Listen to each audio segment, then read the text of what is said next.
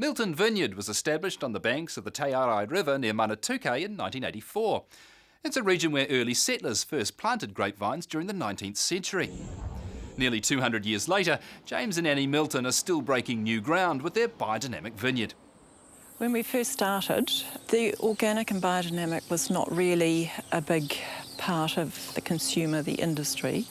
It was sort of thought that it was all a bit strange and it wasn't taken very seriously. The wines were never labelled in the initial years as organic or certified because we felt that we wanted the wines to be drunk and marketed as top quality table wines. In the last 18 months, the biodynamic and organic has become, on the overseas market, a lot more interest. Far more people are becoming a lot more serious, especially it was first the organic and now it's the biodynamic. Try that.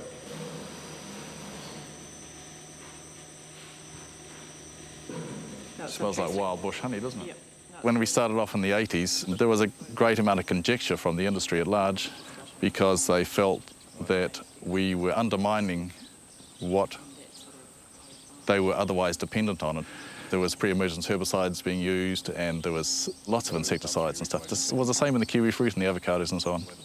And now, like 26 years on, there is a whole raft of vineyards that are just getting involved in organic and even more so biodynamic. But the most exciting thing is that the industry itself is now adopting the sustainable role. You know, they're looking at the carbon footprint, they're looking at all sorts of energy that goes into it, they're looking at best practice, and by 2011, everybody's going to have to be part of the wine management plan.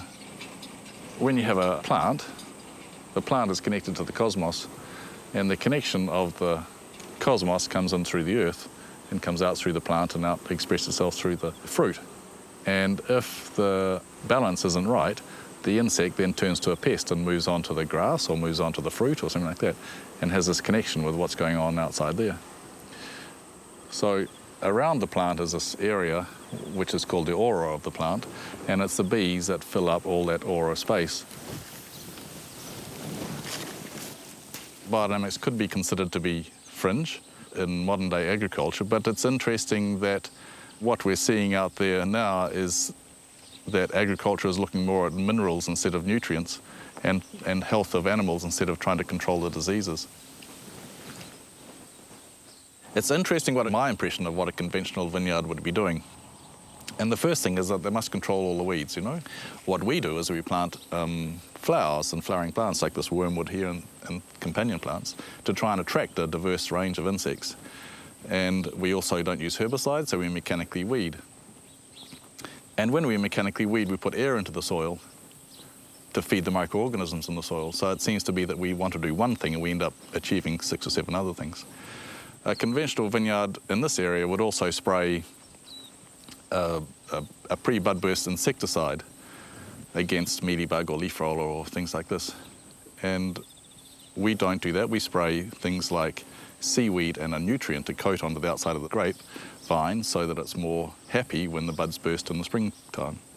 Because the conditions in spring can be a little bit cold, a little bit wet, a little bit windy, you know, it's breaking out of winter, coming into summer.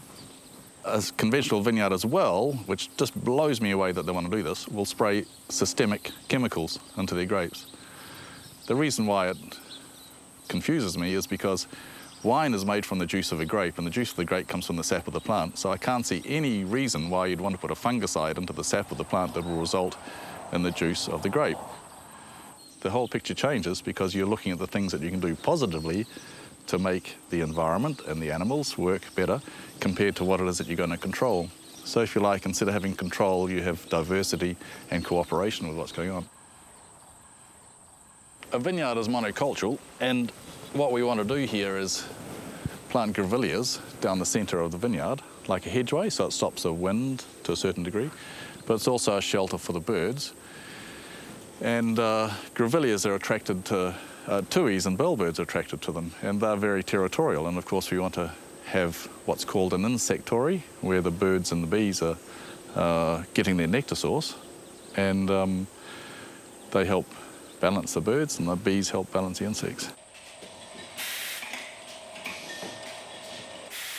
I think when you get a season like we've had at the moment, which has been absolutely superb, it's a great achievement for everyone to come to this point before we pick. And it's always exciting every vintage to make a new round of wines.